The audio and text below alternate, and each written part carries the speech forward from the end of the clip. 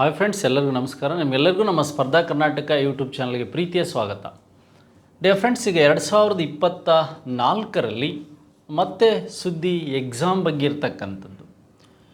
ನಮಗೆಲ್ಲ ಈಗ ಕಡ್ಡಾಯ ಕನ್ನಡ ಪತ್ರಿಕೆ ಅಂತಕ್ಕಂಥದ್ದೇನಿದೆ ಈ ವಿಲೇಜ್ ಅಡ್ಮಿನಿಸ್ಟ್ರೇಟಿವ್ ಆಫೀಸರ್, ಗ್ರಾಮೀಣ ಆಡಳಿತ ಅಧಿಕಾರಿಗಳಲ್ಲಿ ಈ ಸೆಪ್ಟೆಂಬರ್ 29ನೇ ತಾರೀಕು ಕಡ್ಡಾಯ ಕನ್ನಡ ಪಾಸ್ ಆದರೆ ಮಾತ್ರ ನೀವು ನೆಕ್ಸ್ಟ್ 1 and 2 ಪೇಪರನ್ನು ಬರೆಯೋದಕ್ಕೆ ಅನುಕೂಲ ಅಥವಾ ಸಾಧ್ಯ ಅಂತ ನಮ್ಮ ವೆಬ್ಸೈಟ್ ಅವರು ಹೇಳಿದ್ದಾರೆ. ಹಾಗಾದರೆ ಇದರ ಮುಖ್ಯ ಪರೀಕ್ಷೆ ಯಾವಾಗಿದೆ ಅಂದರೆ ಅಕ್ಟೋಬರ್ 27ಕ್ಕಿದೆ ಇದೇ ವರ್ಷ. ಪೇಪರ್ 1, ಪೇಪರ್ 2ಗೆ ಒಂದು GK ಮತ್ತು ಕಮ್ಯುನಿಕೇಷನ್ ಪೇಪರ್. ನೆಕ್ಸ್ಟ್ ಹಾಗಾದರೆ ಗ್ರಾಮೀಣ ಆಡಳಿತ ಅಧಿಕಾರಿಗಳು VAಗೆ ಸಂಬಂಧಿಸಿದಂಥ ಈಗಾಗಲೇ ನಮ್ಮಲ್ಲಿ ಆಫ್ಲೈನ್ ಆನ್ಲೈನ್ ತರಗತಿಗಳು ಸ್ಟಾರ್ಟ್ ಆಗಿದೆ. ಈಗ ಆಫ್ಲೈನ್ ಬರೋದಕ್ಕೆ ನಿಮಗೆ ಟೈಮ್ ಅಭಾವ ಆಗುತ್ತೆ ಅನ್ನೋ ಉದ್ದೇಶದಿಂದ ಏನು ಮಾಡಿದ್ವಿ, ನಮ್ಮ ಸ್ಪರ್ಧಾ ಕರ್ನಾಟಕ ಮೊಬೈಲ್ ಆ್ಯಪಲ್ಲಿ ಆನ್ಲೈನ್ ಕ್ಲಾಸಸ್ಗಳನ್ನು ಪೇಪರ್ ಫಸ್ಟ್ ಮತ್ತು ಪೇಪರ್ ಸೆಕೆಂಡಿಗೆ ಸಂಬಂಧಿಸಿದಂಥ ಎಲ್ಲ ವಿಷಯಗಳನ್ನ ಕುರಿತು ನಾವು ಮಾತಾಡಿದ್ದೇವೆ. ಅಲ್ಲಿ ನೀವು ಈ ಕೋರ್ಸ್ಗಳನ್ನು ತಗೋಬೋದು ಅಂತಕ್ಕಂಥದ್ದು. ನೆಕ್ಸ್ಟು ಅದಕ್ಕೆ ಸಂಬಂಧಿಸಿದಂಥ ವಿಚಾರಗಳು ಏನಿದೆ ಅಂದರೆ, ಗ್ರಾಮೀಣ ಆಡಳಿತ ಅಧಿಕಾರಿ ಮತ್ತು ಸ್ಪರ್ಧಾ ಕರ್ನಾಟಕ ಅಕಾಡೆಮಿಗೆ ಸಂಬಂಧಿಸಿದಂಥ ವಿಚಾರಗಳಲ್ಲಿ VA, PDO ಮತ್ತು ಲ್ಯಾಂಡ್ ಸರ್ವೇರ್ ಮತ್ತು ಬೀಟ್ ಫಾರೆಸ್ಟರ್ ಮತ್ತು GPSTR ಮ್ಯಾಥ್ಸ್ ಮತ್ತು GPSTR ಸೋಷಿಯಲ್ ಸೈನ್ಸ್, ಈ ಎಲ್ಲ ವಿಷಯಗಳಿಗೆ ಸಂಬಂಧಿಸಿದಂತೆ ಆನ್ಲೈನ್ ನಮ್ಮ ಸ್ಪರ್ಧಾ ಕರ್ನಾಟಕ ಅಕಾಡೆಮಿ ನಿಮಗೆ ಮೊಬೈಲ್ ಆ್ಯಪಲ್ಲಿ ಅವೈಲೇಬಲ್ ಇದೆ. ಇದನ್ನು ನೀವು ಸದುಪಯೋಗ ಪಡಿಸ್ಕೊಳ್ಬೋದು. ಹಾಗಾದರೆ ಈ ಎಲ್ಲ ಸ್ಪರ್ಧಾತ್ಮಕ ಪರೀಕ್ಷೆಗಳಿಗೆ ಸಂಬಂಧಿಸಿದಂತೆ VA ಇರ್ಬೋದು, GPSTR ಇರ್ಬೋದು, HSTR ಇರ್ಬೋದು ಮತ್ತು KSE ಎಲ್ಲ ಎಕ್ಸಾಮ್ಗಳು ಇತಿಹಾಸ ಪ್ರಶ್ನೆಗಳ ವಿಶ್ಲೇಷಣೆ ಮಾಡೋದಕ್ಕೆ ನಾನು ಬಂದಿದ್ದೇನೆ. ಇದನ್ನು ಕುರಿತು ಮತ್ತೆ ಬೇರೆ ಬೇರೆ ವಿಧಾನದಲ್ಲಿ ಪ್ರಶ್ನೆಗಳೇನು ಬರ್ಬೋದು ನೋಡಿ. ಇಂಡಿಯನ್ ನ್ಯಾಷನಲ್ ಕಾಂಗ್ರೆಸ್ ಅಂತ ಇದೆ. ಇಂಡಿಯನ್ ನ್ಯಾಷನಲ್ ಕಾಂಗ್ರೆಸ್ ಪಕ್ಷವು ಭಾರತ ಬಿಟ್ಟು ತೊಲಗಿ ಚಳುವಳಿಯನ್ನು ಈ ವರ್ಷ ಪ್ರಾರಂಭಿಸಿತು. ಈ ಒಂದು ಕ್ವಿಟ್ ಇಂಡಿಯಾ ಮೂಮೆಂಟನ್ನು ಯಾವಾಗ ಪ್ರಾರಂಭ ಮಾಡ್ತು ಅಂತಕ್ಕಂಥದ್ದು ಹೇಳಿದರೆ, ಇದು ಸಿಂಪಲ್ ಆದ ಕ್ವಶನ್ಸು. ಆದರೆ ಈ ಪ್ರಶ್ನೆಯನ್ನು ಆಧರಿಸಿ ಮುಂಬರುವ VA ಅಥವಾ ಬೇರೆ ಬೇರೆ ಎಕ್ಸಾಮ್ಗಳಿಗೆ ಪ್ರಶ್ನೆ ಹೇಗೆ ಬರ್ಬೋದು ನೋಡಿ. ಇಲ್ಲಿ ಇದಕ್ಕೆ ಆನ್ಸರ್ ನಮಗೆಲ್ಲ ಗೊತ್ತಾಗಿದೆ.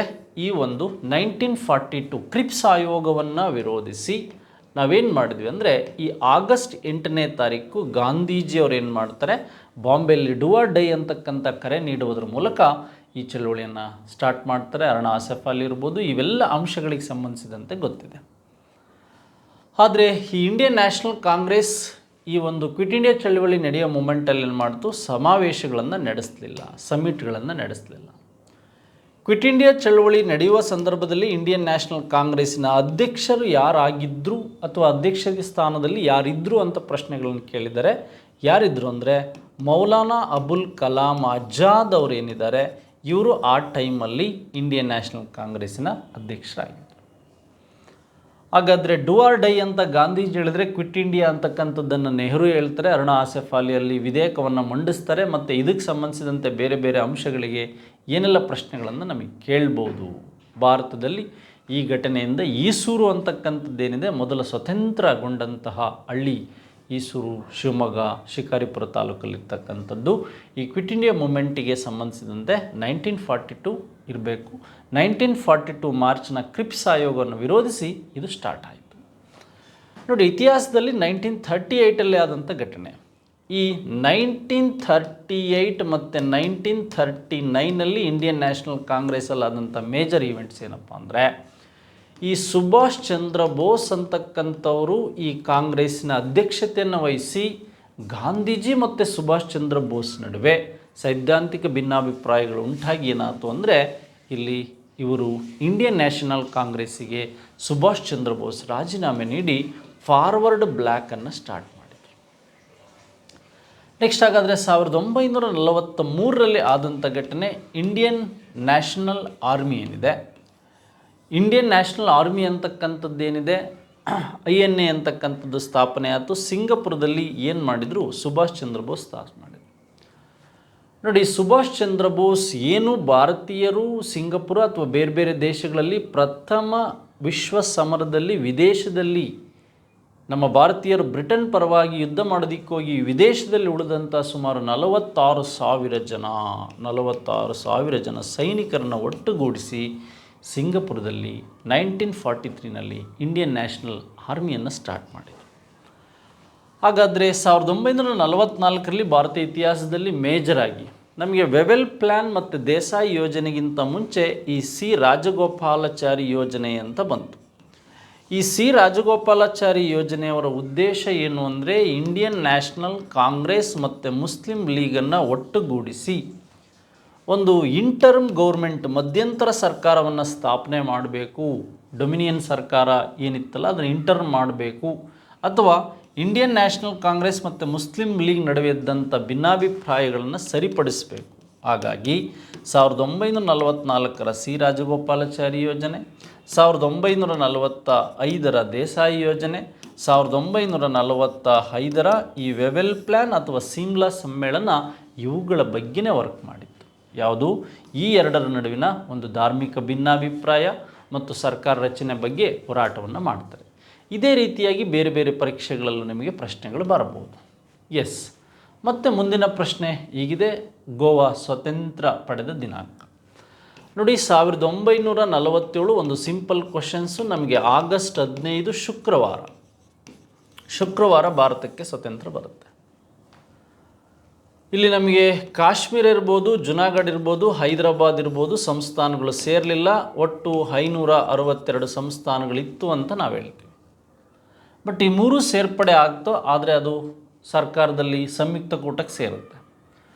ಆದರೆ ಭಾರತಕ್ಕೆ ಬಂದಂಥ ಪೋರ್ಚುಗೀಸರು ಏನಿದ್ದಾರೆ, ಭಾರತಕ್ಕೆ ಬಂದಂಥ ಪೋರ್ಚುಗೀಸರು ನಮಗೆ ವಿಶೇಷವಾಗಿ 1498ರಿಂದ 1961ರವರೆಗೆ ಗೋವಾ ಅವರ ವಶದಲ್ಲಿತ್ತು. ಗೋವಾ 1510ರಲ್ಲಿ ಪೋರ್ಚುಗೀಸರಿಗೆ ಶ್ರೀಕೃಷ್ಣದೇವರಾಯ ಈ ಅಲ್ಬುಕರ್ಕನ ಕಾಲದಲ್ಲಿ ರಾಜಧಾನಿಯನ್ನಾಗಿ ಮಾಡಿಕೊಟ್ಟಿದ್ದ. ನೋಡಿ, ಹಾಗಾದರೆ ಇಲ್ಲಿ ಪ್ರಶ್ನೆ ನಮಗೆ ಮತ್ತೆ ಏನು ಬರ್ಬೋದು? ಇಲ್ಲಿ ಇಂಡಿಪೆಂಡೆಂಟ್ ಆಫ್ ಗೋವಾ ಅಂತ ಕೇಳಿದ್ದಾರೆ.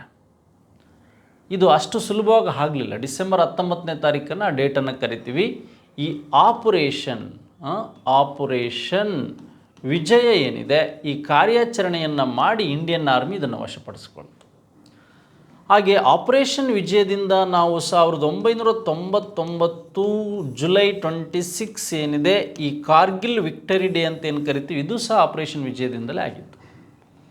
ನೋಡಿ, ಇಷ್ಟು ಘಟನೆಗಳ ಬಗ್ಗೆ ನಮಗೆ ಹಿಡಿಯಬೇಕು. ಗೋವಾ ಸ್ವತಂತ್ರಗೊಂಡಿದ್ದು, ಪೋರ್ಚುಗೀಸರಲ್ಲಿ ಗೋವಾ ರಾಜಧಾನಿಯಾಗಿದ್ದು, ಮತ್ತು ಅದು ಈಗ ಸ್ವತಂತ್ರಗೊಂಡಿದ್ದು ಪೋರ್ಚುಗೀಸರಿಂದ ಮುಕ್ತಗೊಂಡಿದ್ದು, ವಿಮೋಚನೆಗೊಂಡಂಥ ದಿನಾಂಕ ಅಥವಾ ಇಯರ್ ಕೇಳ್ಬೋದು, ಅಥವಾ ಸ್ವತಂತ್ರಗೊಂಡಿದೆ ಅಂತ ಕೇಳ್ಬೋದು. ಈ ರೀತಿಯ ಪ್ರಶ್ನೆಗಳು ನಮಗೆ ಬರ್ಬೋದು. ಹಾಗೆ ವಿಶೇಷವಾಗಿ ನಮಗೆ ಮುಂದಿನ ಪ್ರಶ್ನೆ, ರಷ್ಯಾ ಕ್ರಾಂತಿ ನಡೆದದ್ದು ಈ ವರ್ಷ 1913, 12, 16 ಮತ್ತು 17. ತುಂಬ ಸಿಂಪಲ್ಲಾಗಿದೆ, ಡೈರೆಕ್ಟು ಆನ್ಸರನ್ನು ನಾವು ಮಾಡ್ಬೋದು. ರಷ್ಯಾ. ನೋಡಿ, ವಿಶೇಷವಾಗಿ ಭಾರತದ ಸ್ವತಂತ್ರ ಏಳಿಗೆ ಅಂದರೆ ಭಾರತದ ಸ್ವತಂತ್ರ ಏಳಿಗೆ ಮೇಲೆ ಪ್ರಭಾವ ಬೀರಿದಂಥ ಕಂಟೆಂಪ್ರವರಿ ವರ್ಲ್ಡ್ ಅಂತ ಕರಿತೀವಿ. ಸಮಕಾಲೀನ ವಿಶ್ವಗಳ ಪ್ರಭಾವ ಭಾರತದ ಮೇಲೆ ಹೇಗಿತ್ತು ಅಂತ, ಅಥವಾ ಭಾರತೀಯರು ಭಾರತ ಸ್ವತಂತ್ರ ಏಳಿಗೆಯಲ್ಲಿ ಯಾವ ಯಾವ ಅಂತಾರಾಷ್ಟ್ರೀಯ ಘಟನೆಗಳಿಂದ ಮೋಟಿವೇಟ್ಗೊಂಡ್ರು ಅಂತಕ್ಕಂಥದ್ದು ನಮಗಿಲ್ಲಿ ಬೇಕಾದಂಥ ಅಂಶ. ನೋಡಿ, ನಮಗೆ 1870 ಇರ್ಬೋದು, 1871 ಇರ್ಬೋದು, 1917 ಇರ್ಬೋದು. ಇಷ್ಟು ಘಟನೆಗಳು ಭಾಳ ಮುಖ್ಯ. ನೋಡಿ, ಜಾರ್ಜ್ ವಾಷಿಂಗ್ಟನ್ ಮೊದಲ ಒಂದು ಅಮೇರಿಕದ ಅಧ್ಯಕ್ಷ ಆಗ್ತಾರೆ 1776. ಈ ಜುಲೈ 4ನೇ ತಾರೀಕು ಅಮೇರಿಕ ಏನು ಮಾಡುತ್ತೆ, ಸ್ವತಂತ್ರಗೊಳ್ಳುತ್ತೆ. USA. ಈ ಅಮೇರಿಕ ಸ್ವತಂತ್ರಗೊಂಡಿದ್ದು ಸಹ ಭಾರತೀಯರಲ್ಲಿ ನಮಗೆ ಮೋಟಿವೇಟ್ ಆಗೋದಕ್ಕೆ ಮುಖ್ಯ ಕಾರಣ ಆಗುತ್ತೆ. ಡೈರೆಕ್ಟ್ ಅಮೇರಿಕ ಸ್ವತಂತ್ರಗೊಂಡ ವರ್ಷ ಇದೇ ಥರ ಪ್ರಶ್ನೆ GSL ಬರ್ಬೋದು. ಹಾಗಾದರೆ ಫ್ರಾನ್ಸ್ ಮಹಾಕ್ರಾಂತಿ, ಫ್ರಾನ್ಸ್ ನೆಪೋಲಿಯನ್ ಬೋನಪಾರ್ಟ್ ಏನಾದರೂ ಹುಟ್ಟಲಿಲ್ಲ ಅಂದರೆ ಫ್ರಾನ್ಸ್ ಮಹಾಕ್ರಾಂತಿನೇ ನಡೀತಾ ಇರಲಿಲ್ಲ. ಫ್ರಾನ್ಸ್ ಮಹಾಕ್ರಾಂತಿಯ ರೂವಾರಿ ನೆಪೋಲಿಯನ್ ಬೋನಪಾರ್ಟಿ. ಈ ಫ್ರಾನ್ಸ್ ಮಹಾಕ್ರಾಂತಿಯಿಂದ ನಾವು ಸಮಾನತೆ, ಸ್ವಾತಂತ್ರ್ಯ, ಏನು ಪ್ರಜಾಪ್ರಭುತ್ವ, ಗಣರಾಜ್ಯ, ಭ್ರಾತೃತ್ವ ಈ ಅಂಶಗಳನ್ನು ಪಡೆಯುತ್ತೇವೆ. ನೋಡಿ, ಹಾಗಾದರೆ 1804ರಲ್ಲಿ ನೆಪೋಲಿಯನ್ ಬೋನಪಾರ್ಟಿ ಅಂತಕ್ಕಂಥವನು 1821ರಲ್ಲಿ 4ರಲ್ಲಿ ಮತ್ತೆ ಅಧಿಕಾರಕ್ಕೆ ಬರ್ತಾನೆ. 21ರಲ್ಲಿ ಇವನು ಸೆಂಟ್ ಹೆಲೆನಾ ದ್ವೀಪದಲ್ಲಿ ಸತ್ತೋಗ್ತಾನೆ. 1815ರ ಒಂದು ವಿಶೇಷವಾದಂಥ ಕಾನ್ಸೆಪ್ಟ್ ಏನಿದೆ, ಆ ಕಾನ್ಸೆಪ್ಟ್ ಮೇಲೂ ಸಹ ಕ್ವಶನ್ಸ್ಗಳು ಕೇಳ್ಬೋದು. ನೆಕ್ಸ್ಟ್ ಹಾಗಾದರೆ ನಮಗೆ ವಾಟರ್ಲೂ ಕದನದ ಮೂಲಕ ಸೋತ 21ರಲ್ಲಿ ಸೆಂಟ್ ಹೆಲೆನಾ ದ್ವೀಪದಲ್ಲಿ ಹೋದ ಫ್ರಾನ್ಸ್ ಮಹಾರೆವಲ್ಯೂಷನ್ ಅಂದರೆ ನಮಗೆ ಫ್ರಾನ್ಸ್ ರೆವಲ್ಯೂಷನ್ ಬಗ್ಗೆ ಗೊತ್ತಿರಬೇಕು. ನೆಕ್ಸ್ಟು ಇಟಲಿ ಏಕೀಕರಣ. ಇಟಲಿ ಏಕೀಕರಣದ ಮುಖ್ಯ ರೂವಾರಿಗಳಾದಂಥ ಜೋಸೆಫ್ ಮ್ಯಾಜಿನಿ ಮತ್ತು ಜೋಸೆಫ್ ಗ್ಯಾರಿಬಾಲ್ಡಿ, ಈತ ರೆಡ್ ಶರ್ಟ್ ಇರ್ಬೋದು, ಇವನು ಯಂಗ್ ಇಟಲಿ ಇರ್ಬೋದು, ಇವರಿಬ್ಬರು ಎಷ್ಟು ಭಾರತೀಯರ ಮೇಲೆ ಪ್ರಭಾವ ಬೀರಿದ್ದಾರೆ. ನೆಕ್ಸ್ಟು ಈ ಜರ್ಮನಿ ಏಕೀಕರಣ ಆಗಿದ್ದು ಹಾಗೆ ರಷ್ಯಾ ಕ್ರಾಂತಿಯಿಂದ ಭಾರತೀಯ ರಾಷ್ಟ್ರೀಯ ಚಳವಳಿಯಲ್ಲಿ ಸಾಮಾಜಿಕ ಮತ್ತು ಆರ್ಥಿಕ ರಾಜಕೀಯ ಪ್ರಜ್ಞೆ, ಒಂದು ಸಾಮಾಜಿಕ ಆರ್ಥಿಕದ ಜೊತೆಗೆ ರಾಜಕೀಯ ಪ್ರಜ್ಞೆ ಭಾರತೀಯರಿಗೆ ಬಂದಿದ್ದು ಈ ರಷ್ಯಾ ಕ್ರಾಂತಿಯಿಂದ ಅಂತ ನಮಗೆ ಗೊತ್ತಿರಬೇಕು.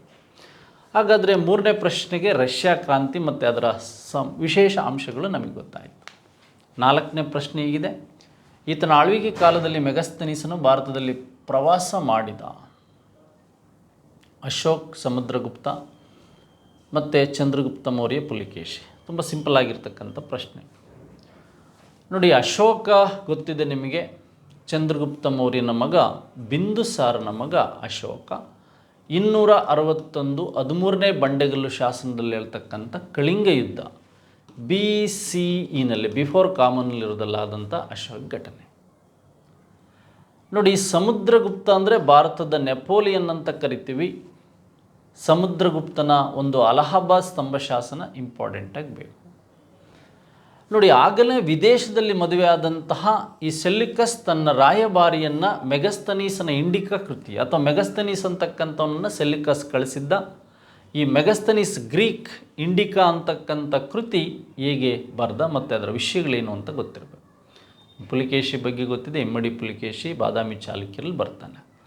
ಹಾಗಾದರೆ ಚಂದ್ರಗುಪ್ತ ಮೌರ್ಯ ಮದುವೆಯಾಗಿದ್ದು ಸಹ ಸೆಲ್ಯೂಕಸ್ಸನ ಮಗಳನ್ನು, ಹಾಗೆಯೇ ಸೆಲ್ಯೂಕಸ್ ಈತನ ಆಸ್ಥಾನಕ್ಕೆ ಕಳಿಸಿದ್ದ ಮೆಗಸ್ತನೀಸನನ್ನು ಈತ ಗ್ರೀಕ್ನಲ್ಲಿ ಇಂಡಿಕಾ ಕೃತಿಯನ್ನು ಬರೆದಿದ್ದು ಸಹ ನಿಮಗೆ ಗೊತ್ತಿರಬೇಕು ನೋಡಿ. ಹಾಗಾದರೆ ನಾಲ್ಕನೇ ಪ್ರಶ್ನೆಗೆ ಅಥವಾ ನಮಗೆ ಮೂರನೇ ಉತ್ತರ ಅಂತ ಗೊತ್ತಾಯಿತು. ನೆಕ್ಸ್ಟ್, ಗೌತಮ ಬುದ್ಧನ ಹುಟ್ಟಿದ ಸ್ಥಳ. ತುಂಬ ಸಿಂಪಲ್ ಆಗಿದ್ದರೂ ಪ್ರಶ್ನೆಗಳು ಭಿನ್ನ ಭಿನ್ನವಾಗಿ ನಮಗೆ ಕೇಳ್ತಾ ಹೋಗ್ಬೋದು. ಇದು ರಿಲೆವೆಂಟ್ ಆಗಿ ಬೇರೆ ಬಗ್ಗೆ ಕೇಳ್ಬೋದು ನೋಡಿ. ಬೋಧಗಯ, ಇದನ್ನು ನಾವು ಬುದ್ಧಗಯ ಅಂತ ಕರಿತೀವಿ. ಇದು ಬಿಹಾರದಲ್ಲಿದೆ ಬುದ್ಧಗಯ ನೋಡಿ. ಬುದ್ಧ ಜ್ಞಾನೋದಯವಾದಂಥ ಸ್ಥಳವನ್ನು ನಾವು ಬುದ್ಧಗಯ ಅಂತ ಕರಿತೀವಿ ಅಥವಾ ಬೋಧಗಯ ಅಂತ ಕರಿತೀವಿ ನೋಡಿ. ರಾಜಗೃಹ, ಲುಂಬಿನಿ ಮತ್ತು ವಿಶೇಷವಾಗಿ ಕುಶಿನಗರ. ಈ ಉತ್ತರ ಪ್ರದೇಶದ ಕುಶಿನಗರದಲ್ಲಿ 483 BCEನಲ್ಲಿ ಡೆತ್ ಆದಂಥವನು ಯಾರು ಅಂದರೆ ಗೌತಮ ಬುದ್ಧ. ಹಾಗಾದರೆ ಈ ಗೌತಮ ಬುದ್ಧ ಹುಟ್ಟಿದ್ದು ನೇಪಾಳದ ಲುಂಬಿನಿ ವನದಲ್ಲಿ 563 BCನಲ್ಲಿ ಲೈಟ್ ಆಫ್ ಏಷ್ಯಾ ಅಂತ ಏನು ಕರಿತೀವಿ. ಇವನು ಜನಿಸಿದ್ದು ಲುಂಬಿನಿ ವನ. ಹಾಗಾದರೆ ಇವನು ಮರಣ ಹೊಂದಿದ ವರ್ಷ 1843ರಲ್ಲಿ ಮೊದಲ ಬೌದ್ಧ ಸಮ್ಮೇಳನ ಅಂತಕ್ಕಂಥದ್ದು ನಡೆದಿದ್ದು ರಾಜಗೃಹದಲ್ಲಿ 483 BCEನಲ್ಲಿ ಅಂತಕ್ಕಂಥದ್ದು ಗೊತ್ತಿರಬೇಕು. ಅಜಾತಶತ್ರುವಿನ ಆಶ್ರಯದಲ್ಲಿ ಮಹಾಕಶ್ಯಪನ ಅಧ್ಯಕ್ಷತೆಯಲ್ಲಿ ಈ ರಚನೆ, ತ್ರಿಪಿಟಕಗಳ ರಚನೆಗೆ ಸಂಬಂಧಿಸಿದಂತೆ ಅಥವಾ ಬುದ್ಧನ ಸಂದೇಶಗಳನ್ನು ಓದ್ಕೊಂಡಿದ್ದು ಈ ಬಿಹಾರದ ರಾಜಗೃಹ, ಪಾಟಲಿಪತ್ರ, ಗಿರಿವಜ್ರ, ಈಗಿನ ಪಾಟ್ನಾ ನೋಡಿ. ಹಾಗಾದರೆ ನಮಗೆ ಇಲ್ಲಿ ಕೇಳ್ಬೋದು ಅಥವಾ ಈ ಸ್ಥಳಗಳ ಬಗ್ಗೆ ಮತ್ತೆ ಪ್ರಶ್ನೆಗಳು ಬರ್ಬೋದು. ಲುಂಬಿನಿ ವನ ಅಂತಕ್ಕಂಥದ್ದು ಗೊತ್ತಾಯಿತು. ನೆಕ್ಸ್ಟ್, ಇದಾದ ಮೇಲೆ ಸ್ನೇಹಿತರೆ 1771ರಲ್ಲಿ ಇವರು ಮೈಸೂರು ಹೈದರ್ ಆಲಿಯ ಮೇಲೆ ದಾಳಿ ಮಾಡಿದರು. ಫ್ರೆಂಚರು, ಮರಾಠರು, ನಿಜಾಮರು ಮತ್ತು ಬ್ರಿಟಿಷರು ನೋಡಿ. ಇಲ್ಲಿ ನಾವು ಸಿಂಪಲಾಗಿ ತಿಳ್ಕೊಳೋದಾದರೆ 1767ರಿಂದ 1769ರವರೆಗೆ ಫಸ್ಟ್ ಆಂಗ್ಲೋ ಮೈಸೂರು ವಾರ್ ಆಗುತ್ತಲ್ವಾ. ಈ ವಾರ್ ಏನಾಗುತ್ತೆ, ಮದ್ರಾಸ್ ಅಗ್ರಿಮೆಂಟ್ ಮೂಲಕ ಎಂಡ್ ಆಗಿರುತ್ತೆ. ಆದರೆ ನಮಗೆ ಸೆಕೆಂಡ್ ಆಂಗ್ಲೋ ಮೈಸೂರು ಆಗಿದ್ದು 80ರಿಂದ 84ರಲ್ಲಿ ಮಂಗಳೂರು ಒಪ್ಪಂದದೊಂದಿಗೆ ಎಂಡ್ ಆಗುತ್ತೆ. ಈ ಸೆಕೆಂಡ್ ಮೈಸೂರು ಆಂಗ್ಲೋ ಮೈಸೂರು ಯುದ್ಧ ಆಗೋದಕ್ಕೆ ಕಾರಣ 1771ರಲ್ಲಿ ಮಡ್ರಾಸ್ ಅಗ್ರಿಮೆಂಟ್ ಮೂಲಕ ಏನಾಗಿತ್ತು, ಬ್ರಿಟಿಷ್ ಮತ್ತು ಹೈದರ್ ನಡುವೆ ಪರಸ್ಪರ ಶತ್ರುಗಳು ಅಟ್ಯಾಕ್ ಮಾಡಿದಾಗ ನಾವು ಸಹಾಯ ಮಾಡಬೇಕಂತಿತ್ತು. 1771ರಲ್ಲಿ ಹೈದರ್ ಮೇಲೆ ಮರಾಠರು ಅಂತಕ್ಕಂಥವ್ರು ದಾಳಿ ಮಾಡಿದಾಗ ಬ್ರಿಟಿಷರು ಸಹಾಯಕ್ಕೆ ಬರಲಿಲ್ಲ. ಹಾಗಾಗಿಯೇ ಸೆಕೆಂಡ್ ಆಂಗ್ಲೋ ಮೈಸೂರು ವಾರಿಗೆ ಒಂದು ಮುಖ್ಯ ಕಾರಣ ಆಗುತ್ತೆ ಈ ಒಂದು ಮರಾಠರ ದಾಳಿ ಹೈದರಾಬಾದ್ ಅಥವಾ ಮೈಸೂರಿನ ಮೇಲೆ. ಹಾಗಾದರೆ ನಮಗೆ ನಿಜಾಮರು ಬ್ರಿಟಿಷರು ಗೊತ್ತಾಯಿತು. ಇವರು ಕೊನೆಯದಾಗಿ 4ನೇ ಆಂಗ್ಲೋ ಮೈಸೂರು ಯುದ್ಧದಲ್ಲಿ ಆದಂಥ ಘಟನೆ. ಇಂಕ್ವಿಲಾಬ್ ಜಿಂದಾಬಾದ್ ಘೋಷಣೆಯನ್ನು ಏನು ರಚಿಸಿದವರು ಯಾರು? ಆ್ಯಕ್ಚುಲಿ ಇನ್ಕ್ವಿಲಾಬ್ ಜಿಂದಾಬಾದ್ ಅಂತ 1921ರಲ್ಲಿ ರಚಿಸಿದವರು ಎಚ್ ಮೋಹಿನಿ ಅಂತಕ್ಕಂಥವ್ರು, ಎಚ್ ಮೋಹಿನ್ ಅವರು ಏನು ಮಾಡ್ತಾರೆ, ಇದನ್ನು ಸ್ಟಾರ್ಟ್ ಮಾಡ್ತಾರೆ. ಆದರೆ ಇಲ್ಲಿ ಅವ್ರ ಹೆಸರಿಲ್ಲ. ಇನ್ಕ್ವಿಲಾಬ್ ಜಿಂದಾಬಾದ್ ಘೋಷಣೆಯನ್ನು ರಚಿಸಿದವರು ಅಂತಿದೆ, ಅವ್ರ ಹೆಸರಿಲ್ಲ. ಆದರೆ ಇನ್ಕ್ವಿಲಾಬ್ ಜಿಂದಾಬಾದ್ ಅಂತಕ್ಕಂಥ ಘೋಷಣೆಯನ್ನು ಕೂಗಿದಂಥವ್ರು ಯಾರು ಅಂತ, ಇದನ್ನು ಥಾಟ್ಸನ್ನು ಮುಂದಿಟ್ಕೊಂಡವ್ರು ಯಾರು ಅಂದ್ರೆ ಇವರು ನೋಡಿ. ಕ್ರಾಂತಿ ಚಿರಾಯುವಾಗಲಿ ಅಂತ ಹೇಳ್ತಾ 1929ರಲ್ಲಿ ಭಗತ್ ಸಿಂಗ್ ಮತ್ತು ಈ ಬಟಕೇಶ್ವರ ದತ್ತ ಅಂತಕ್ಕಂಥವರು ದೆಹಲಿ ಶಾಸನ ಸಭೆ ಮೇಲೆ ಬಾಂಬನ್ನು ಹಾಕಿ ಬ್ರಿಟಿಷರಿಗೆ ಶರಣಾಗ್ತಕ್ಕಂಥ ಘಟನೆ ಇನ್ಕ್ವಿಲಾಬ್ ಜಿಂದಾಬಾದ್. ನೋಡಿ, ಈ ಬಟಕೇಶ್ವರ ದತ್ತ ಮತ್ತು ಈ ಭಗತ್ ಸಿಂಗ್ ಇವರು 1929ರಲ್ಲಿ ಬ್ರಿಟಿಷರಿಗೆ ಶರಣಾದಂಥ ಘಟನೆ ಇದು. ಆದರೆ ಇವನ್ನ ಗಲ್ಲಿಗೇರಿಸಿದ್ದು ಭಗತ್ ಸಿಂಗ್, ರಾಜಗುರು, ಸುಖದೇವರನ್ನು ಗಲ್ಲಿಗೇರಿಸಿದ್ದು ಲಾಹೋರ್ ಪಿತೂರಿಯ ಘಟನೆ. ಲಾಹೋರಲ್ಲಿ ಏನು ಭಗತ್ ಸಿಂಗ್, ರಾಜಗುರು, ಸುಖದೇವ್, ಸ್ಯಾಂಡರ್ಸನನ್ನು ಕೊಂದು ಅಲ್ಲಿಂದ ತಲೆಮರೆಸ್ಕೊಳ್ತಾರೆ. ದುರ್ಗಾಬಾಯಿ ಅಂತಕ್ಕಂಥ ಮಹಿಳೆಯವರಿಗೆ ಸಪೋರ್ಟ್ ಮಾಡಿದ್ರಿಂದ ಅಲ್ಲಿಂದ ತಲೆಮರೆಸ್ಕೊಳ್ತಾರೆ. ಹಾಗಾದರೆ ಮೊಹಮ್ಮದ್ ಇಕ್ಬಲ್ ಬಗ್ಗೆ ಗೊತ್ತಿದೆ. ಈತನನ್ನು ಫಾದರ್ ಆಫ್ ಡ್ಯುಯಲ್ ನೇಷನ್ ಅಂತ ಕರಿತೀವಿ. ಮುಸ್ಲಿಂ ಲೀಗಲ್ಲಿ ಹೆಚ್ಚು ವರ್ಕ್ ಮಾಡಿದಂಥವ್ರು. ಸುಭಾಷ್ ಚಂದ್ರ ಬೋಸ್, ನೀವು ನನಗೆ ರಕ್ತ ಕೊಡಿ, ನಾನು ನಿಮಗೆ ಸ್ವಾತಂತ್ರ್ಯ ಕೊಡುತ್ತೇನೆ, ನೀವು ನನಗೆ ನಿಮ್ಮ ರಕ್ತ ಕೊಡಿ, ನಾನು ನಿಮಗೆ ಸ್ವಾತಂತ್ರ್ಯ ಕೊಡುತ್ತೇನೆ ಅಂತ ಹೇಳಿದವರು ಸುಭಾಷ್ ಚಂದ್ರ ಬೋಸ್. ಹಾಗಾದರೆ ಭಗತ್ ಸಿಂಗ್ ಬಗ್ಗೆ ಮತ್ತು ಭಗತ್ ಸಿಂಗ್ ಸಾಧನೆ, ನವಜೀವನ್ ಸಭಾದ ಬಗ್ಗೆ, ಇನ್ಕ್ವಿಲಾಬ್ ಜಿಂದಾಬಾದ್ ಅಂತಕ್ಕಂಥ ಘಟನೆ ನಡೆದಂಥದ್ದು ಹೇಳಿದ್ದೀನಿ.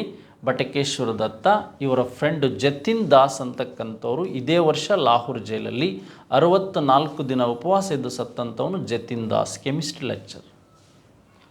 ಹಾಗಾದರೆ ನಮಗೆ ಇಷ್ಟು ಅಂಶಗಳು ನಮಗೆ ಬೇಕಾಗ್ತಾ ಹೋತು. ಇಲ್ಲಿ ಭಗತ್ ಸಿಂಗ್ಗೆ ಸಂಬಂಧಿಸಿದಂತೆ ನೋಡ್ತಾ ಹೋದ್ವಿ. ನೆಕ್ಸ್ಟ್ ಮುಂದಿನ ಪ್ರಶ್ನೆ, ಚಾಣಕ್ಯನು ಈ ಹೆಸರಿನಿಂದಲೂ ಕರೆಯಲಾಗುತ್ತಿತ್ತು. ವಿಷ್ಣುಭುಜ, ವಿಷ್ಣುಗುಪ್ತ, ವಿಷ್ಣುಕರ್ಮ, ವಿಷ್ಣು ಶರ್ಮ. ನೋಡಿ, ಒಬ್ಬ ಕೋಪಿಷ್ಟ ಬ್ರಾಹ್ಮಣ ಈ ಚಾಣಕ್ಯ. ಇವನು ಕಾಶ್ಮೀರದ ಚಣಕ ಅಂತಕ್ಕಂಥ ಪ್ಲೇಸಲ್ಲಿ ಹುಟ್ಟಿದ್ರಿಂದ ಇವನಿಗೆ ಚಾಣಕ್ಯ ಅಂತ ಕರಿತಾ ಇದ್ರಷ್ಟೇ. ಆದರೆ ಇವನ ಮೊದಲ ಹೆಸರೇ ವಿಷ್ಣುಗುಪ್ತ. ಇವನ ಮೊದಲ ಹೆಸರೇನು ಅಂದರೆ ವಿಷ್ಣುಗುಪ್ತ. ನೋಡಿ, ಚಾಣಕ್ಯ ಅಂತ ಆಯಿತು. ಈಗ ಎರಡನೇದಾಗಿ ವಿಷ್ಣುಗುಪ್ತ ಅಂತಕ್ಕಂಥದ್ದನ್ನು ನಾವು ಕರಿತಾ ಇದ್ದೀವಿ. ನೆಕ್ಸ್ಟು ಮೂರನೇದಾಗಿ ಈತನಿಗೆ ಏನಂತ ಕರಿತಾ ಇದ್ದೀವಿ, ಕೌಟಿಲ್ಯ ಅಂತ ಕರಿತೀವಿ. ನೆಕ್ಸ್ಟ್ ಈತನಿಗೆ ಏನಂತ ಕರಿತೀವಿ, ದ್ರಾವಿಡಾಚಾರ್ಯ ಅಂತಲೂ ಕರಿತೀವಿ. ಮತ್ತು ಈತನಿಗೆ ಏನಂತ ಕರಿತೀವಿ ಅಂದರೆ ವಾತ್ಸಾಯನ. ಕಾಮಸೂತ್ರವನ್ನು ಬರೆದದ್ದಲ್ಲ, ಇವನಿಗೂ ವಾತ್ಸಾಯನ ಅಂತ ಹೆಸರಿತ್ತು. ನೋಡಿ, ಚಣಕ, ವಿಷ್ಣುಗುಪ್ತ, ಕೌಟಿಲ್ಯ, ದ್ರಾವಿಡಾಚಾರ್ಯ, ವಾತ್ಸಾಯನ ಈ ಹೆಸರುಗಳನ್ನು ಈತ ಹೊಂದಿದ್ದ ನಂದರಿಂದ. ಧನನಂದ ಅಂದರೆ ನಂದ ಸಂತತಿಯ ಧನನಂದನಿಂದ ಈತ ಅವಮಾನಿತನಾಗಿ ಸಮುದ್ರಗುಪ್ತನನ್ನು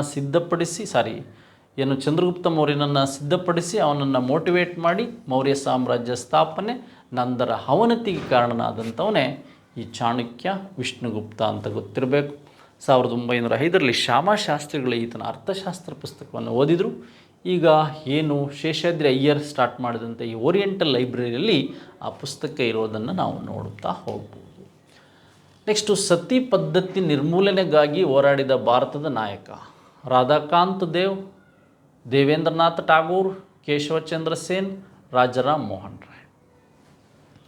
ನೋಡಿ, ಸತಿ ಪದ್ಧತಿಯ ಬಗ್ಗೆ ಇವರಿಗೆ ಇಷ್ಟು ವಿಶೇಷವಾದಂಥ ಒಂದು ಕಾಳಜಿ ಬಂದಿದ್ದು ಮಾಡೋದಕ್ಕೆ, ರಾಜಾರಾಮ್ ಮೋಹನ್ ರಾಯ್ ಅವರ ಅಣ್ಣ ಜಗನ್ಮೋಹನ ಸತ್ತಾಗ ರಾಜಾರಾಮ್ ಮೋಹನ್ ರಾಯ್ ಅವರ ಅತ್ತಿಗೆ ಈ ಅಲೋಕ ಮಂಜರಿಯನ್ನು ಏನು ಮಾಡ್ತಾರೆ, ಈ ಒಂದು ಸತಿ ಸಹಗಮನ ಪದ್ಧತಿಗೆ ಒಳಪಡಿಸ್ತಾರೆ. ಇದರಿಂದ ಬಹಳ ಬೇಸರವಾದಂಥ ರಾಜಾರಾಮ್ ಮೋಹನ್ ರಾಯ್ ಇದಕ್ಕೆ ಸಪೋರ್ಟ್ ಮಾಡ್ತಾರೆ. 1829ರಲ್ಲಿ ಲಾರ್ಡ್ ವಿಲಿಯಂ ಬೆಂಟಿಕ್ ಅವರ ಕಾಲದಲ್ಲಿ ಸತಿ ಅಬ್ಯಾಲ್ಯೂಷನ್ ಆ್ಯಕ್ಟ್, ಸತಿ ಸಹಗಮನ ನಿಷೇಧ ಕಾಯ್ದೆ ಜಾರಿಗೆ ಬರುತ್ತೆ. ಹಾಗಾದರೆ ಇಷ್ಟು ಅಂಶಗಳಲ್ಲಿ ನಾವು ನೋಡ್ತಾ ಹೋದ್ವಿ. ಈ ರಾಜಾರಾಮ್ ಮೋಹನ್ ರಾಯ್ ಸ್ಟಾರ್ಟ್ ಮಾಡಿದ 1828ರ ಒಂದು ಬ್ರಹ್ಮ ಸಮಾಜ 1865ರಲ್ಲಿ 2 ಭಾಗ ಆಗಿಬಿಡುತ್ತೆ. 2 ಭಾಗ ಆಗುತ್ತೆ. ಆ 2 ಭಾಗ ಮಾಡಿದಂಥವ್ರೆ ಇವರು. ನೋಡಿ, ಆದಿ ಬ್ರಹ್ಮ ಸಮಾಜ ಅಂತ ಕರ್ಕೊಂಡು ಅದನ್ನು ಸ್ಥಾಪನೆ ಮಾಡಿದವರು, ಮುಂದುವರೆಸಿದವರು ದೇವೇಂದ್ರನಾಥ್ ಠಾಗೋರ್. ಹಾಗೆ ಭಾರತೀಯ ಬ್ರಹ್ಮ ಸಮಾಜ ಅಂತ ಅದ್ರ ಮುಂದುವರೆಸಿದವರು ಕೇಶವಚಂದ್ರ ಸೇನ್. ಬ್ರಹ್ಮ ಸಮಾಜದಲ್ಲಿ ಸ್ತ್ರೀಯರು ಮತ್ತು ಕ್ರಿಶ್ಚಿಯನ್ನರ ಪ್ರವೇಶವಾಗಿದ್ದರಿಂದ ಇದು ಡಿವೈಡ್ ಆಗ್ತಾ ಹೋತು, ಗೊತ್ತಿರಬೇಕು. ಇದ್ರ ಬಗ್ಗೆ ಮಾಹಿತಿ ನಿಮಗಿರಬೇಕು. ಎಸ್, ಹಾಗಾದರೆ 9ನೇ ಪ್ರಶ್ನೆಗೆ ಉತ್ತರ ಗೊತ್ತಾಯಿತು. ಈ ಕೆಳಗಿನಲ್ಲಿ ಯಾರು ಪುರಾತನ ವೈದ್ಯ ಪದ್ಧತಿಯೊಡನೆ ಸಂಬಂಧವಿರಿಸಿಕೊಂಡಿದ್ದಾಗಿದ್ದರು? ಭಾಸ್ಕರ ಅಂದರೆ ಚರಕ, ಕಲ್ಲಣ, ಸೋಮದೇವ. ನೋಡಿ, ನಿಮಗೆ ಭಾಸ ಅಥವಾ ಭಾಸ್ಕರ ಇವು ಬಿಡಿ. ನಿಮಗೆ ಕನ್ಫ್ಯೂಸ್ ಆದರೆ ಕೆಲವರಿಗೆ ಇಷ್ಟು ಕನ್ಫ್ಯೂಸ್ ಆಗ್ಬೋದು, ಇಲ್ಲ ಆನ್ಸರ್ ಗೊತ್ತಿದ್ದರೆ ಡೈರೆಕ್ಟ್ ಹಾಕ್ಬೋದು. ಭಾರತದಲ್ಲಿ ಫಾದರ್ ಆಫ್ ಇಂಡಿಯನ್ ಮೆಡಿಸನ್ ಇರ್ಬೋದು, ಫಾದರ್ ಆಫ್ ಇಂಡಿಯನ್ ಆಯುರ್ವೇದ ಇರ್ಬೋದು. ನೋಡಿ, ಇವೆರಡಕ್ಕೂ ವಿಶೇಷವಾಗಿ ಚರಕನನ್ನು ನಾವು ಪಿತಾಮಹ ಅಂತ ಕರಿತೇವೆ. ಈತ 1ನೇ ಶತಮಾನ ಈ ಕುಶಾನರ ಕಾಲದಲ್ಲಿದ್ದಂಥ ಚರಕ ಈ ವೈದ್ಯಶಾಸ್ತ್ರವನ್ನು ಕುರಿತು ಚರಕ ಸಂಹಿತೆಯನ್ನು ಬರೀತಾನೆ. ಕಾಶ್ಮೀರದ ಇತಿಹಾಸವನ್ನು ಒಳಗೊಂಡಂಥ ಈ ಕಲ್ಲಣನ ರಾಜತರಂಗಿಣಿ ಮತ್ತು ಮೊದಲ ಐತಿಹಾಸಿಕ ಕೃತಿ ಭಾರತದ ಮೇಲೆ ಬೆಳಕು ಚೆಲ್ಲಿದ್ದರಿಂದ ಫಾದರ್ ಆಫ್ ಇಂಡಿಯನ್ ಹಿಸ್ಟ್ರಿ ಅಂತ ಯಾರಿಗೆ ಕರಿತೀವಿ ಅಂದ್ರೆ ಕಲ್ಲಣಗೆ ಕರಿತೀವಿ. ಕುಶಾನರ ಕಾಲದಲ್ಲಿ ಚರಕ ಇದ್ದ ಆ ಶತಮಾನಗಳಲ್ಲಿ ಚರಕನ ಚರಕ ಸಂಹಿತೆ ಸಂಸ್ಕೃತದಲ್ಲಿ ಬರೆದಂಥದ್ದು, ಮತ್ತು father of Indian medicine, father of Indian Ayurveda ಅಂತಕ್ಕಂಥದ್ದು ನಿಮಗೆ ಗೊತ್ತಿರಬೇಕು. ಸ್ಟಿಕ್ಕರ ಗ್ರಂಥ ಯಾವುದು? ಗ್ರಂಥ ಸಾಹಿಬ್, ಆನಂದಪುರ ಸಾಹಿಬ್, ಜಿಯೋನ್ ಮೇಲೆ ಯಾವುದೂ ಅಲ್ಲ.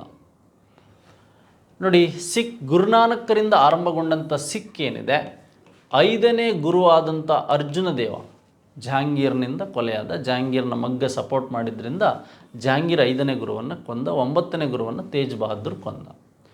ಗ್ರಂಥ ಸಾಹಿಬ ಅಂತಕ್ಕಂತಹ ಕೃತಿ ಒಂದು ಪರಿಷ್ಕರಣೆಯಾಗಿ ಒಂದು ಅಂತಿಮ ರೂಪಕ್ಕೆ ಸಂಬಂಧಿಸಿದಂತೆ ಅಥವಾ ಪರಿಷ್ಕರಣೆಗೊಂಡಿದ್ದು 5ನೇ ಗುರು ಸಂದರ್ಭದಲ್ಲಿ ಈ ಗುರು ಮುಖ ಲಿಪಿಯಲ್ಲಿ ಇದಿದೆ. ಏನಿದೆ ಅದು? ಗುರುಮುಖ ಲಿಪಿಯಲ್ಲಿದೆ. ಹಾಗಾಗಿ ನಮಗೆ ಈ ವಿಷಯಗಳ ಬಗ್ಗೆ ಪ್ರಶ್ನೆಗಳು ಕೇಳ್ಬೋದು ಮತ್ತು ಬೇಕು. ಎಸ್, ಹಾಗಾದರೆ ಇದಾದ ಮೇಲೆ ಮುಂದಿನ ಪ್ರಶ್ನೆ ನಮಗೆ ಏನು ಕೇಳ್ಬೋದು ಈ ವಿಷಯವನ್ನು ಕುರಿತು ಅಂದರೆ ನೋಡೋದಾದರೆ, ಟಿಪ್ಪು ಸುಲ್ತಾನರ ಅಂತಿಮ ಪರಾಜಯವು ಈತನಿಂದ ಉಂಟಾಯಿತು. Lord Wellesley, lord Cornwallis, Dalhousie ಮತ್ತು ಜಾನ್ ಸ್ಟೋರಿ. ನೋಡಿ, ಟಿಪ್ಪು ಸುಲ್ತಾನ್ 1761ರಿಂದ 1799ರವರೆಗೆ ಹೈದರ್ ಮತ್ತು ಟಿಪ್ಪು ನಡುವೆ ವಿಶೇಷವಾಗಿ ಫೈಟ್ ಆಗ್ತಾನೆ ಇತ್ತು. ಹೈದರ್, ಟಿಪ್ಪು ಮತ್ತು ಬ್ರಿಟಿಷರ ನಡುವೆ ಫೈಟ್ ಆಗ್ತಾ ಇತ್ತು. ಮೊದಲ ಆಂಗ್ಲೋ ಮೈಸೂರು ಯುದ್ಧದಲ್ಲಿ ಕರ್ನಲ್ ಸ್ಮಿತ್ ಇದ್ದ. 2ನೇ ಆಂಗ್ಲೋ ಮೈಸೂರು ಯುದ್ಧದಲ್ಲಿ ಯಾರಿದ್ರು? ಲಾರ್ಡ್ ವಾರ್ನ್ ಹೇಸ್ಟಿಂಗ್ಸ್ ಇದ್ದ. 3ನೇ ಆಂಗ್ಲೋ ಮೈಸೂರು ಯುದ್ಧದಲ್ಲಿ ಕಾರ್ನ್ವಾಲಿಸ್ ಇದ್ದ. 4ನೇ ಆಂಗ್ಲೋ ಮೈಸೂರು ಯುದ್ಧದಲ್ಲಿದ್ದಂಥವನು ವೆಲ್ಲೆಸ್ಲಿ. ಹಾಗಾದರೆ ಈ ವೆಲ್ಲೆಸ್ಲಿ ಶ್ರೀರಂಗಪಟ್ಟಣ ಅಟ್ಯಾಕ್ ಮಾಡಿದಾಗ 1799 ನೋಡಿ, ಈ ಒಂದು ಮೇ 4ನೇ ತಾರೀಕು ವಿಶೇಷವಾಗಿ ಸ್ವತಂತ್ರಗೊಂಡಿದ್ರ ಬಗ್ಗೆ ಗೊತ್ತಿರು. ಮೇ 4ನೇ ತಾರೀಕು ಟಿಪ್ಪು ಡೆತ್ ಆಗಿದ್ರ ಬಗ್ಗೆ ನಮಗೆ ಮಾಹಿತಿ ಬೇಕು. ಶ್ರೀರಂಗಪಟ್ಟಣದಲ್ಲಿ ಹೋರಾಡುತ್ತಲೇ ಇವನು ಮರಣಗೊಳ್ತಾನೆ. ವೆಲ್ಲೆಸ್ಲಿಯ ಸೇನೆ ತನ್ನನ್ನು ಸೋಲಿಸುತ್ತೆ. ಹಾಗೆ ಜೂನ್ 22ಕ್ಕೆ ಹೈದರಾಬಾದ್ ನಿಜಾಮರು, ಬ್ರಿಟಿಷರು, ಮರಾಠರು ಮತ್ತು ಮೈಸೂರು ಒಡೆಯರಿಂದ ಚತುಷ್ಕೂಟ ಒಪ್ಪಂದ ಆಗುತ್ತೆ. ನೋಡಿ, ಈ ಚತುಷ್ಕೂಟ ಒಪ್ಪಂದ ಆಗಿದ್ರ ಬಗ್ಗೆ, ಇದರ ಮಾಹಿತಿ ಬಗ್ಗೆ ನಮಗೆ ವಿಶೇಷವಾಗಿ ಮಾಹಿತಿ ಬೇಕು. ಎಸ್, ಹಾಗಾದರೆ ಇಲ್ಲಿ ನಮಗೆ ಈ ಎಲ್ಲ ಅಂಶಗಳ ಬಗ್ಗೆ ಮಾಹಿತಿ ಸಿಗ್ತಾ ಹೋಯಿತು. ನೆಕ್ಸ್ಟ್ ಈ ಪ್ರಶ್ನೆ ಆದಮೇಲೆ ನಮಗೆ ಕಾರ್ನ್ವಾಲಿಸ್ ಗೊತ್ತಿದೆ, 3ನೇ ಯುದ್ಧದಲ್ಲಿದ್ದ. 1793ರಲ್ಲಿ ಪರ್ಮನೆಂಟ್ ಸೆಟಲ್ಮೆಂಟ್ ಸಿಸ್ಟಮ್ ತಂದ. 1848ರಲ್ಲಿ ಡಾಲೌಸಿ ದತ್ತು ಮಕ್ಕಳಿಗೆ ಹಕ್ಕಿಲ್ಲ ನೀತಿಯನ್ನು ತಂದ್ರ ಬಗ್ಗೆ ನಿಮಗೆಲ್ಲ ಗೊತ್ತಿದೆ. ಎಸ್, ಹಾಗಾದರೆ ಮುಂದಿನ ಪ್ರಶ್ನೆ ಹೀಗಿದೆ: ದಕ್ಷಿಣ ಪತೇಶ್ವರ ಎಂಬ ಬಿರುದು ಪಡೆದ ಪುರಾತನ ರಾಜನು ಯಾರು? 2ನೇ ಪುಲಿಕೇಶಿ, ವಿಷ್ಣುವರ್ಧನ ಮತ್ತು ನರಸಿಂಹ. ನೋಡಿ, ಇಲ್ಲಿ ನಮಗೆ ಏನೆಲ್ಲ ಪ್ರಶ್ನೆಗಳನ್ನು ಕೇಳ್ಬೋದು. ಇಮ್ಮಡಿ ಪುಲಿಕೇಶಿ 634ರಲ್ಲಿ ನರ್ಮದಾ ಕಾಳಗದಲ್ಲಿ ಉತ್ತರ ಪತೇಶ್ವರನಾದ ಅರ್ಶನನ್ನು ಸೋಲಿಸಿದ್ದರಿಂದ ಈತನಿಗೆ ದಕ್ಷಿಣ ಪತೇಶ್ವರ ಅಂತಕ್ಕಂಥ ಬಿರುದು ಬಂತು. ಹಾಗೆ ವಿಷ್ಣುವರ್ಧನ ಅಂತಕ್ಕಂಥವನು 1116ರಲ್ಲಿ ಚೋಳರನ್ನು ಸೋಲಿಸಿದ್ದರಿಂದ ತಲಕಾಡು ಕದನದಲ್ಲಿ ಈತನಿಗೆ ತಲಕಾಡುಗೊಂಡ ಅಂತ ಬಿರುದು ಬಂತು ವಿಷ್ಣುವರ್ಧನ್. ಹಾಗೆ ವಾತಾಪಿಯನ್ನು ವಶಪಡಿಸಿಕೊಂಡಂಥ ಈತನಿಗೆ ನರಸಿಂಹವರ್ಮ ಫಸ್ಟ್ ಪಲ್ಲವರ ದೊರೆಗೆ ವಾತಾಪಿಗೊಂಡ ಅಂತ ಬಿರುದು ಬಂತು. ಏನಂತ ಬಿರುದು ಬಂತು? ವಾತಾಪಿಗೊಂಡ ಅಂತ. ಈ 3 ಜನರ ಬಗ್ಗೆ ಹೆಚ್ಚು ಪ್ರಶ್ನೆಗಳು ರಿಪೀಟ್ ಆಗುತ್ತೆ. ಲಾಸ್ಟ್ ಕೇಸಲ್ಲೂ ಸಹ ತಲಕಾಡುಗೊಂಡ ಪ್ರಶ್ನೆ ಕೇಳಿದರೆ ನಿಮಗೆ ವಿಶೇಷವಾಗಿ ನೆನಪಿರಬೇಕು. ನೆಕ್ಸ್ಟ್ ಹಾಗಾದರೆ ಮುಂದಿನ ಪ್ರಶ್ನೆ, ಅನಬಿಸೆಂಟ್ ಈ ಸಂಸ್ಥೆಯೊಡನೆ ಸಂಬಂಧವಿರಿಸಿಕೊಂಡಿದ್ದರು. ಬ್ರಹ್ಮ ಸಮಾಜ, ಆರ್ಯ ಸಮಾಜ, ರಾಮಕೃಷ್ಣ ಮಠ, ಥಿಯೋಸಾಫಿಕಲ್ ಸೊಸೈಟಿ. ಭಾರತೀಯ ಸಂಸ್ಕೃತಿ ಮತ್ತು ಭಾರತೀಯ ಹಿಂದೂ ಧರ್ಮದ ಪುನರ್ಸ್ಥಾಪನೆಗಾಗಿ ಶ್ರಮಿಸಿದಂಥ ಇವರು ಥಿಯೋಸಾಫಿಕಲ್ ಸೊಸೈಟಿ 1882ರಲ್ಲಿ ಅಡಿಯರ್ನಲ್ಲಿ ಸ್ಟಾರ್ಟ್ ಮಾಡಿದವರೇ ಅನಬಿಸೆಂಟ್. ಇದರ ಮೊದಲ ಬ್ರಾಂಚ್ 1875 ಅಮೇರಿಕದ ಸ್ಯಾನ್ ಫ್ರಾನ್ಸಿಸ್ಕೋದಲ್ಲಿ ಸ್ಟಾರ್ಟ್ ಆಗಿತ್ತು. ಬ್ಲಾವಿಟಸ್ಕಿ ಮತ್ತು ವೋಲ್ಕಟ್ ಅವರಿಂದ ಸ್ಟಾರ್ಟ್ ಆದಂಥದ್ದು. ರಾಮಕೃಷ್ಣ ಮಿಷನ್ 1897ರಲ್ಲಿ ಸ್ಟಾರ್ಟ್ ಆಗಿತ್ತು. ಆರ್ಯ ಸಮಾಜ 1875 ಸ್ಟಾರ್ಟ್ ಆಯಿತು. 1828ರಲ್ಲಿ ಸ್ಟಾರ್ಟ್ ಆಗಿದ್ದು ಬ್ರಹ್ಮ ಸಮಾಜ. ನೋಡಿ, ಎಲ್ಲ ಸಮಾಜ ಮತ್ತು ಇದಕ್ಕೆ ಸಂಬಂಧಿಸಿದಂಥ ವಿಚಾರಗಳು ನಮಗೆ ಗೊತ್ತಾಗಬೇಕು ಮತ್ತು ವಿಶೇಷವಾಗಿ ತಿಳಿದಿರಬೇಕು. ನೆಕ್ಸ್ಟ್ ಇದಾದ ಮೇಲೆ ನಾವು ಮುಂದಿನ ಅಂಶ ಪ್ರಶ್ನೆಯನ್ನು ನೋಡೋದಾದರೆ, ಅಮುಕ್ತ ಮೌಲ್ಯದ ಗ್ರಂಥದ ಕರ್ತೃ ಗೊತ್ತಿದೆ, ರಾಮರಾಯ, ಕೃಷ್ಣದೇವರಾಯ, ಹರಿಹರ ಬುಕ್ಕ. ಹಕ್ಕ ಬುಕ್ಕ ವಿಜಯನಗರದ ಸ್ಥಾಪಕರು. ಶ್ರೀಕೃಷ್ಣ ದೇವರಾಯನ ಕಾಲದಲ್ಲಿ ಏನಾಗುತ್ತೆ, ಅಮುಕ್ತ ಮೌಲ್ಯ ತೆಲುಗಲ್ಲಿ ಬರೀತಾರೆ ಅವರ ರಾಜಾಡಳಿತದ ಬಗ್ಗೆ. ಹಾಗೆ 1565ರ ತಾಳಿಕೋಟೆ ಕದನ ನಡೆದಾಗ ವಿಜಯನಗರದ ದೊರೆ ಯಾರಿದ್ದ ಅಥವಾ ಈತನೇ ಇದಕ್ಕೆ ಕಾರಣ ನಡೆಯೋದಕ್ಕೆ ಯಾರು ಅಂದರೆ ಅಳಿಯ ರಾಮರಾಯ. ಎಸ್, ಹಾಗಾದರೆ ನಮಗೆ 15ನೇ ಪ್ರಶ್ನೆಗೆ ಆಪ್ಷನ್ ಎ ಅಂತಕ್ಕಂಥ ಉತ್ತರ ಗೊತ್ತಾಯಿತು. ಬ್ರಿಟಿಷ್ ಇಂಡಿಯಾದ ಕೊನೆಯ ಗವರ್ನರ್ ಜನರಲ್ ಯಾರು? Lord Irwin, lord reading, lord Mount baton, C Rajagopalachari. ನೋಡಿ, 1757ರಿಂದ 1772ರವರೆಗೆ ಬಂಗಾಳದ ಗವರ್ನರ್ ಅಂತ ಇದ್ದ ಅಂತ ಹುದ್ದೆ ಇತ್ತು. 1773 ರೆಗ್ಯುಲೇಟಿಂಗ್ ಆ್ಯಕ್ಟಿಂದ 1858ರವರೆಗೆ ಇವ್ರನ್ನೆಲ್ಲ ಭಾರತದ ಗವರ್ನರ್ ಅಂತ ಕರೆಯೋದಕ್ಕಿಂತ ಮುಂಚೆ 1833 ಚಾರ್ಟರ್ ಆ್ಯಕ್ಟ್ ಭಾರತದ ಗವರ್ನರ್ ಅಂತ ಕರೀತು. ನೆಕ್ಸ್ಟು 1858ರಲ್ಲಿ ಈ ಲಾರ್ಡ್ ಕ್ಯಾನಿಂಗ್ ಅಂತಕ್ಕಂಥವನೇನಾದ ಭಾರತದ ಪ್ರಥಮ ವೈಸರಾಯಿ ಆದ. ನೋಡಿ, ಪ್ರಥಮ ವೈಸರಾಯಿ ಆದಮೇಲೆ ಬ್ರಿಟಿಷ್ ಇಂಡಿಯಾದ ಕೊನೆಯ ಗವರ್ನರ್ ಜನರಲ್ ಯಾರು ಅಂತ ಕೇಳಿಬಿಟ್ರು. ಇಲ್ಲಿ ಇರ್ವಿನ್ ಇಲ್ಲ, ಲಾರ್ಡ್ ಕ್ಯಾನಿಂಗ್ ಇಲ್ಲ. ಲಾರ್ಡ್ ಕ್ಯಾನಿಂಗ್ ಇದ್ದಿದ್ರೆ ಬ್ರಿಟಿಷ್ ಇಂಡಿಯಾದ ಕೊನೆಯ ಗವರ್ನರ್ ಜನರಲ್ ಇವನೇ ಆಗ್ತಿದ್ದೆ, ಇಲ್ಲ ಆಪ್ಷನ್ಸಲ್ಲಿಲ್ಲ. ನೋಡಿ, ಬ್ರಿಟಿಷ್ ಇಂಡಿಯಾದ ಕೊನೆಯ ಗವರ್ನರ್ ಜನರಲ್ ಆಗಿ ನಮಗೆ ಸ್ವತಂತ್ರ ಭಾರತದ ಮೊದಲ ಗವರ್ನರ್ ಜನರಲ್ ಆಗಿ ಆಯ್ಕೆ ಆದಂಥವನು ಯಾರು ಅಂದರೆ ಈ ಲಾರ್ಡ್ ಮೌಂಟ್ ಬ್ಯಾಟನ್. ಆ್ಯಕ್ಚುಲಿ ಇದು ಗವರ್ನರ್ ಜನರಲ್ ಅನ್ನೋದಕ್ಕಿಂತ ಪ್ರಶ್ನೆ ನಮಗೆ ವೈಸರಾಯಿ ಆಗಿರಬೇಕು, ಡಿಪಾರ್ಟ್ಮೆಂಟಲ್ಲಿ ಕೇಳಿರ್ತಕ್ಕಂಥ ಪ್ರಶ್ನೆ ಇದು. ಲಾರ್ಡ್ ಮೌಂಟ್ ಬ್ಯಾಟನ್ ಅಂತಕ್ಕಂಥವನೇ ಆದ ಸ್ವತಂತ್ರ ಭಾರತದ ಮೊದಲ ಒಂದು ಅಂಶ. ಇಲ್ಲ, ಲಾರ್ಡ್ ಕ್ಯಾನಿಂಗ್ ಬ್ರಿಟಿಷ್ ಭಾರತದ ಕೊನೆಯ ಗವರ್ನರ್ ಜನರಲ್ ಅಂದರೆ ಕೊನೆಯ ಗವರ್ನರ್ ಜನರಲ್ ಆಗ್ತಾ ಇದ್ದ 1857ರ ಪ್ರಥಮ ಸ್ವತಂತ್ರ ಸಂಗ್ರಾಮ ನಡೆದಾಗ ಕ್ಯಾನಿಂಗ್ ಬ್ರಿಟಿಷ್ ಇಂಡಿಯಾದ. ಆದರೆ ನಾವೀಗ ಇಲ್ಲಿ ಆಪ್ಷನ್ಸಲ್ಲಿ ಹಾಕೋದಾದರೆ ಲಾರ್ಡ್ ಮೌಂಟ್ ಬ್ಯಾಟನ್ ಪ್ರಥಮ ಸ್ವತಂತ್ರ ನಂತರ ಗವರ್ನರ್ ಆಗ್ತಾನೆ. ನೆಕ್ಸ್ಟು ಸಿ ರಾಜಗೋಪಾಲಾಚಾರಿ ಆಗ್ತಾನೆ. ಹಾಗಾಗಿ ಆ ಆಪ್ಷನ್ಸನ್ನು ಸರಿ ಮಾಡಿ. ಮದರ್ ತೆರೇಸಾ ಅವರು ಜನ್ಮಭೂಮಿ ಭಾರತ, ಇಟಲಿ, ಅಮೇರಿಕಾ, ಯುಗೋಸ್ಲೋವಿಯಾ. ನೋಡಿ, ಭಾರತಕ್ಕೆ ವಿಶೇಷವಾಗಿ ಮೊದಲ ಒಂದು ನೊಬೆಲ್ ಪ್ರಶಸ್ತಿಯನ್ನು 1979ರಲ್ಲಿ ನೊಬೆಲ್ ಪ್ರಶಸ್ತಿಯನ್ನು ತಂದುಕೊಟ್ಟವರೇ ಈ ಮದರ್ ತೆರೇಸಾ ಅಂತಕ್ಕಂಥದ್ದು ಗೊತ್ತಿರಬೇಕು. ನೋಡಿ, ಆ ಮದರ್ ತೆರೇಸಾ ಅವರ ವರ್ಕ್ ಏನಿದೆ ಅಂತಕ್ಕಂಥದ್ದು ನಿಮಗೆ ಗೊತ್ತಿದೆ. ಶಕ ಕಾಲವನ್ನು ಆರಂಭಿಸಿದವರು ಯಾರು? ಕಾನಿಷ್ಕ, ಚಂದ್ರಗುಪ್ತ ಮೌರ್ಯ, ಸಮುದ್ರಗುಪ್ತ, ಚಂದ್ರಗುಪ್ತ, ವಿಕ್ರಮಾದಿತ್ಯ. ನೋಡಿ, 78 ಶಾಲಿವಾಹನ ಶಕೆ ಆಲನಿಂದ ಬಂದಿದ್ದು. ಬರೀ ಶಕ ವರ್ಷ ಅಂತಕ್ಕಂಥದ್ದು ಬಂದಿದ್ದು ಕನಿಷ್ಕನಿಂದ. ಕನಿಷ್ಕ ಪಟ್ಟಾಭಿಷೇಕನಾಗಿದ್ದರಿಂದ ನಾವಿದನ್ನು ಈ ರೀತಿಯಾಗಿ ಕರಿತಾ ಇದ್ದೀವಿ. ನಮಗೆ ಇದೇ ರೀತಿಯಾಗಿ ಗುಪ್ತ ಶಕೆ ಬರುತ್ತೆ, ಹರ್ಷ ಶಕೆ ಬರುತ್ತೆ, ಹಿಜ್ರಾ ಶಕೆ ಬರುತ್ತೆ, ಹಾಗೆ ವಿಕ್ರಮ ಶಕೆ ಬರುತ್ತೆ. ಇವೆಲ್ಲ ಅಂಶಗಳ ಬಗ್ಗೆ ನಾವು ಮಾತಾಡಿದ್ದೀವಿ ಕಳೆದ ವಿಡಿಯೋಗಳಲ್ಲಿ. ಕಾನಿಷ್ಕ ಗಾಂಧಾರ ಕಲೆಯನ್ನು ಮತ್ತು ವಿಶೇಷವಾಗಿ 4ನೇ ಬೌದ್ಧ ಸಮ್ಮೇಳನ ನಡೆಸಿಕೊಟ್ಟಂಥವನು ಈ ಒಂದು ಕಾನಿಷ್ಕ. ಮಯೂರ ಸಿಂಹಾಸನದೊಡನೆ ಸಂಬಂಧವಿರುವ ಹೆಸರು ನೋಡಿ, ಇಲ್ಲಿ ಆ್ಯಕ್ಚುಲಿ ನಮಗೆ ಶಹಜಾನ್ ಬಗ್ಗೆ ನಮಗೆ ಗೊತ್ತಿರಬೇಕು. ಶಹಜಾನ್ ನವಾಜ್ ಅಲ್ಲ, ಶಹಜಾನ್. ನೋಡಿ, ಮಯೂರ ಸಿಂಹಾಸನವನ್ನು ಅಲ್ಲಾವುದ್ದೀನ್ ಖಿಲ್ಜಿ ವಾರಂಗಲ್ಲಿನ ಕಾಕತೀಯರಿಂದ ಫಸ್ಟ್ ಗೆದ್ದ 1526ರಲ್ಲಿ ಅದು ಮೊಘಲರನ್ನು ಸೇರಿತು. ಹಾಗೆ ಈ ಮಯೂರ ಸಿಂಹಾಸನಕ್ಕೆ ಏನಾಗುತ್ತೆ, ಒಂದು ಶಹಜಾನ್ ಟೈಮಲ್ಲಿ ಒಂದು ಮಯೂರ ಸಿಂಹಾಸನವನ್ನು ವಾರಂಗಲ್ನ ಕಾಕತೀಯರಿಂದ ಕೊಹಿನೂರ್ ವಜ್ರ, ಈ ಕೊಹಿನೂರ್ ವಜ್ರ 20ರಲ್ಲಿ ಬಾಬರನ್ನು ಸೇರುತ್ತೆ. ಈ ಮಯೂರ ವಜ್ರ ಅಂದರೆ ಮಯೂರ ಸಿಂಹಾಸನದ ಸ್ಥಾಪಕ ಯಾರು ಅಂದರೆ ಶಹಜಾನ್. ಈ ಶಹಜಾನ್ ಈ ಕೊಹಿನೂರ್ ಡೈಮಂಡ್ ಏನು ಮಾಡ್ತಾನೆ, ಮಯೂರ ಸಿಂಹಾಸನದ ಮೇಲೆ ಇಡ್ತಾನೆ. ಆದರೆ ಈ ಮಯೂರ ಸಿಂಹಾಸನ ಮತ್ತು ಕೊಹಿನೂರ್ ಡೈಮಂಡನ್ನು 1848ರಲ್ಲಿ ರಣಜಿತ್ ಸಿಂಗನ ಮಗ ದುಲೀಪ್ ಸಿಂಗ್ ಏನು ಮಾಡ್ತಾನೆ, ಬ್ರಿಟಿಷರಿಗೆ ಕೊಟ್ಟು ಕಳಿಸ್ತಾನೆ, ಬ್ರಿಟಿಷ್ ರಾಣಿಗೆ ಕೊಡ್ತಾನೆ.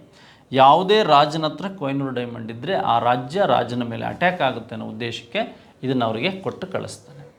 ಹಾಗಾಗಿ ನಮಗೆ ಶಹಜಾನ್ ಕಾಲದಲ್ಲಿ ನಮಗೆ ಮಯೂರ ಸಿಂಹಾಸನ ಆದಂಥದ್ದಿರ್ಬೋದು, ನಮಗೆ ವಿಶೇಷವಾಗಿ ಕೆಂಪು ಕೋಟೆ ಇರ್ಬೋದು, ತಾಜ್ ಮಹಲ್ ಇರ್ಬೋದು, ಮೋತಿ ಮಸೀದಿ ಇರ್ಬೋದು, ಆಗ್ರಾ ಕೋಟೆ ಇರ್ಬೋದು, ಶಹಜಾನನ ಒಂದು ಕಟ್ಟಡಗಳಿಗೆ ಸಂಬಂಧಿಸಿದಂತೆ ನಾವು ನೋಡ್ತಾ ಹೋಗ್ಬೋದು. ಇಷ್ಟು ಪ್ರಶ್ನೆಗಳನ್ನು ನಾವು ನೋಡ್ಬೋದು. ಮುಂದಿನ ವಿಡಿಯೋಗಳಲ್ಲಿ ಇನ್ನೂ ವಿಶೇಷವಾಗಿ ಮಾತಾಡ್ತಾ ಹೋಗೋಣ. ನೆಕ್ಸ್ಟ್, ಗದ್ದರ್ ಪಕ್ಷದ ನಾಯಕ ಯಾರು? ಲಾಲಾ ಲಜಪತ್ ರಾಯ್, MK ಗಾಂಧಿ, ಲಾಲಾ ಹರದಯಾಳ್, ವಿ ಡಿ ಸಾವರ್ಕರ್. ನೋಡಿ, ವಿ ಡಿ ಸಾವರ್ಕರ್ ಯಾರು ಅಂದರೆ ಅಭಿನವ ಭಾರತ ಅಂತಕ್ಕಂಥ ಗುಪ್ತ ಸಂಘ ಸ್ಟಾರ್ಟ್ ಮಾಡಿದವನು, ನಾಸಿಕ್ ಮಿತ್ರಮೇಳ ಇವರ ಸಹೋದರರು. ಇವನು ಲಾಲಾ ಹರದಯಾಳ್ ಮತ್ತು ಮೋಹನ್ ಸಿಂಗ್ ಬಕ್ಷಿ ಸೇರಿ 1913ರಲ್ಲಿ ಅಮೇರಿಕದ ಸ್ಯಾನ್ ಫ್ರಾನ್ಸಿಸ್ಕೋದಲ್ಲಿ ಗದ್ದರ್ ಪಕ್ಷವನ್ನು ಸ್ಟಾರ್ಟ್ ಮಾಡಿ 4 ಭಾಷೆಗಳಲ್ಲಿ ಪತ್ರಿಕೆಯನ್ನು ಬಿಡುಗಡೆ ಮಾಡ್ತಾರೆ. 1916 ವಿದೇಶದಲ್ಲಿ ಈ ಓಮ್ ಲೀಗನ್ನು ಸ್ಟಾರ್ಟ್ ಮಾಡಿದ್ದು ಲಾಲಾ ಲಜಪತ್ ರಾಯ್. ಹಾಗೆ MK ಗಾಂಧಿಗೆ ಸಂಬಂಧಿಸಿದಂಥ ಪ್ರಶ್ನೆಗಳನ್ನು ಕೇಳ್ಬೋದು, ಅವರ ಸಂಘಟನೆಗಳ ಬಗ್ಗೆಯೂ ನಾವು ಮಾತಾಡಿದ್ವಿ. ಹಾಗಾದರೆ ಮುಂಬರುವ ವಿಲೇಜ್ ಅಡ್ಮಿನಿಸ್ಟ್ರೇಟಿವ್ ಆಫೀಸರ್ ಎಕ್ಸಾಮ್ಗಳಿಗೆ ಈ ಥರದ್ದೆಲ್ಲ ಪ್ರಶ್ನೆಗಳು ಬರ್ಬೋದು. ಇವನ್ನು ಚೆನ್ನಾಗಿ ನೀವು ಉಪಯೋಗಿಸ್ಕೊಳ್ಳಿ, ಇತರರಿಗೂ ಪರಿಚಯಿಸಿ ಅಂತ ಹೇಳ್ತಾ ಈ ವಿಡಿಯೋ ಮುಗಿಸ್ತಾ ಇದ್ದೀನಿ. Thank you very much.